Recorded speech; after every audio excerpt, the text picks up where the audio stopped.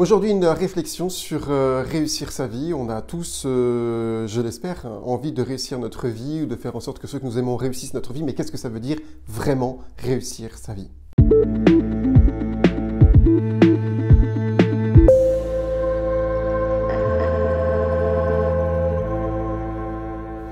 Je partage avec vous aujourd'hui ma conviction de ce que c'est que réussir sa vie. Dans un premier temps, il faut distinguer réussir dans la vie et réussir sa vie parce que on peut extérieurement, dans les actions que nous faisons, réussir dans la vie. Et ceci étant dit, arriver à la fin de notre vie, avoir le sentiment de ne pas avoir réussi notre vie. À l'inverse, on peut vivre des échecs, des difficultés, des changements imprévus et faire en sorte que notre vie ne se passe pas comme on l'avait pensé. Et arriver quand même à la fin de notre existence en ayant la sensation que l'on a réussi notre vie. Pour exemple, je vous nomme un certain jeune homme qui, pendant 3 ans, a exercé son métier, sa vocation, et il est mort sur une croix.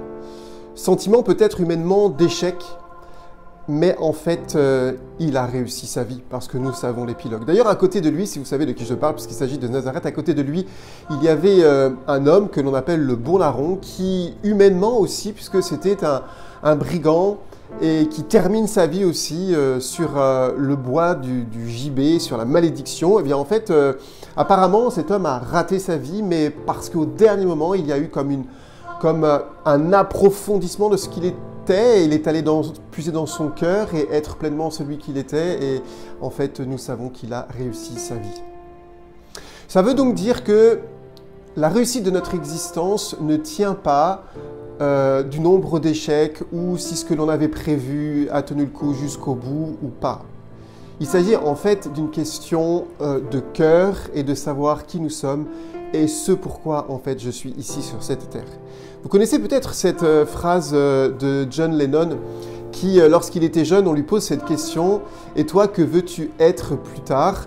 Et il répond « Moi, je veux être heureux. » Alors on lui dit « Tu n'as pas compris la question. » Et lui répond « Vous n'avez pas compris la vie. » Et je crois que dans cette réflexion sur réussir sa vie, il est question de cela. Quel est le sens que je donne à ma vie?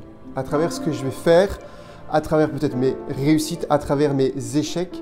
Est-ce que, à travers tout cela, il ne s'agit pas simplement d'aller en profondeur pour savoir qui je suis, quelle est la trame et la lame de fond qui fait que, quelles que soient les vicissitudes de mon quotidien, eh bien en fait, je veux réussir ce pourquoi je suis venu.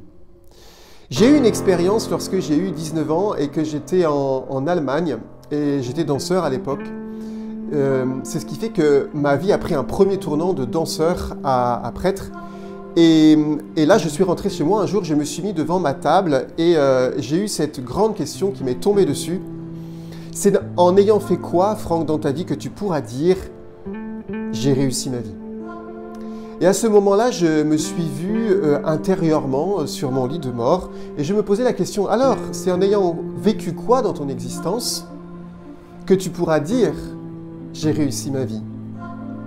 Et pour moi, c'était une évidence, c'était pas simplement dans le fait de faire des choses extraordinaires, le fait d'être danseur ou que sais-je, mais c'était dans le fait de pouvoir donner ma vie par amour à Dieu et aux autres. C'était une conviction de fond et que c'était cela qui me rendrait heureux.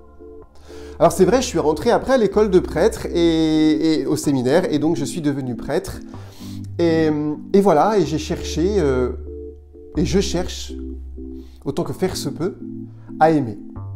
Et puis il y a eu ce changement en tant que prêtre où je deviens coach. Et certains peuvent se dire, bon alors quel parcours particulier, en fait, voilà, il est danseur, puis il intègre la danse dans son ministère de prêtre, puis après il devient coach, c'est un peu zarbi, non. En fait, non.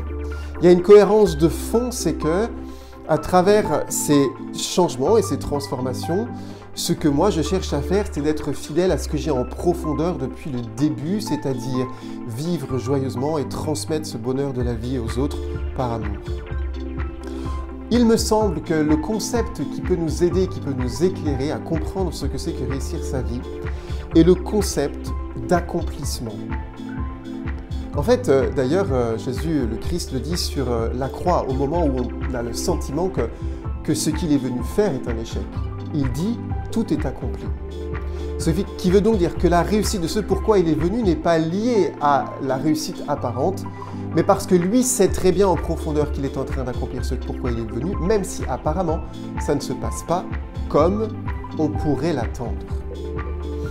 Il y a un homme qui s'appelle Hudson qui nous a fait comprendre que aujourd'hui nous ne pouvons pas envisager juste la réussite d'une vie ou le parcours d'une vie comme il y a 60 ans. Il y a 60 ans, on considérait que quand tu commençais quelque chose, il fallait terminer et aller jusqu'au bout. Et si tu commençais un travail dans un endroit, il fallait aller jusqu'au bout. Aujourd'hui, c'est impensable. Et on avait un peu cette pensée linéaire. Aujourd'hui, selon Hudson, nous savons, et aussi parce que la moyenne d'âge monte, bien sûr, pour nous, eh bien, ensuite, aujourd'hui, nous parlons plus de cycles. Il y a des cycles. Des cycles, voilà, où j'accomplis quelque chose. Ça peut être dans le travail, ça peut être avec mes relations, ça peut être dans tout ce que je fais. Il y a des cycles où parfois des choses s'éteignent, sont remises en cause. Parfois même je suis perdu, puis à un moment, hop, je reprends du sens et je reprends de l'énergie et je reprends une direction et un nouveau cycle. Ce qui est important de voir, c'est est-ce que lorsque j'accomplis ces cycles, qui souvent sont provoqués par des moments de réflexion intense et des moments parfois même d'échec apparent, est-ce que je suis en train d'entrer en profondeur dans l'accomplissement de mon existence? Parce que en regardant en fait, aujourd'hui et hier, je m'aperçois que je suis fidèle à ce que je porte dans le cœur. D'ailleurs, nous savons que sur la croix, Jésus de Nazareth a eu le cœur transpercé. Donc si nous nous posons la question, est-ce que je suis en train de réussir ma vie, de tout faire pour réussir ma vie? La question n'est pas de savoir est-ce que la vie s'est passée comme j'imaginais ou elle se passe comme j'avais prévu. La question est de savoir c'est qu'est-ce que je fais de toutes les circonstances et même des échecs apparents? Est-ce que je m'en sers pour aller en profondeur, pour accomplir les valeurs profondes que j'ai, pour accomplir ce pourquoi je pense être venu sur cette terre? Et en fait, finalement, je pense que la raison majeure, quel que soit ce que nous réussissons ou pas, en fait, ce qui nous est proposé, c'est de regarder est-ce que j'accomplis l'essence majeure de toute existence humaine, c'est-à-dire d'apprendre à aimer et de s'ouvrir par l'amour. Alors, je vous invite à regarder votre parcours, votre existence et de vous dire « Ok, peut-être que ça ne s'est pas passé comme j'avais prévu, mais est-ce que finalement, à travers tout ce qui se passe, j'essaie et je prends les moyens d'accomplir ce qu'il y a au plus profond de moi et ce que j'ai envie d'être. Et est-ce que toutes les provocations de mon existence ne sont pas des provocations justes à être pleinement et à accomplir pleinement ce que je suis? Ainsi, on pourra tous dire à la fin de notre vie, tout est accompli.